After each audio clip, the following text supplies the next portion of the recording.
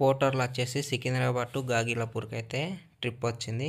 ఇదే కస్టమర్ పెట్టిన location. 5th ఫ్లోర్కి వెళ్ళి పార్సల్ అయితే పిక్ చేసుకున్నాం. ఇదే పార్సల్ అనుకొని లిఫ్ట్ త్రూ అయితే మనం కిందికి వెళ్ళి ఈ ట్రిప్ అనేది అయితే స్టార్ట్ చేసేద్దాం.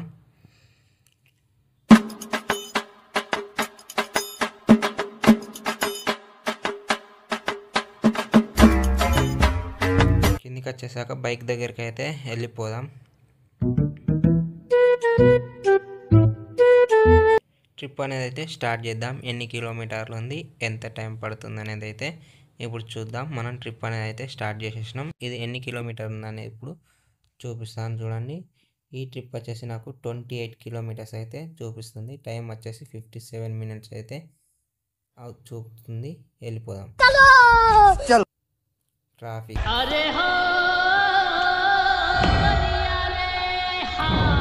వన్ సిగ్నల్ పడగానే రాకెట్ లాగా దూసుకుపోదాం.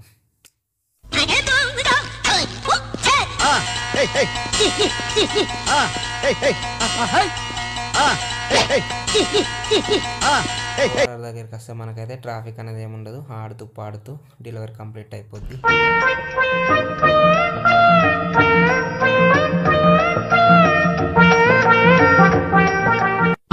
వర్క్ అనేది మనం ఎంజాయ్ చేస్తే మనకు ఎలాంటి ఫీలింగ్ అయితే రావు. హాయిగా చేయొచ్చు, బాధపడకుండా. ఇటు అవుటర్ కాబట్టి ట్రాఫిక్ కూడా అంతగా ఏముండదు. రప్ప వెళ్ళిపోవచ్చు. రప్ప కస్టమర్ పెట్టిన లొకేషన్కి అయితే చేరుకున్నా. ఇక్కడికి వచ్చేసరికి చూస్తుంటే మనకు పచ్చని చెట్లు అయితే ఉన్నాయి. ఈ చెట్లను చూసినప్పుడు ఒక పాట గుర్తొస్తుంది. ఆ పాట పాడుతూ డెలివరీ అయితే కంప్లీట్ చేసేద్దాం.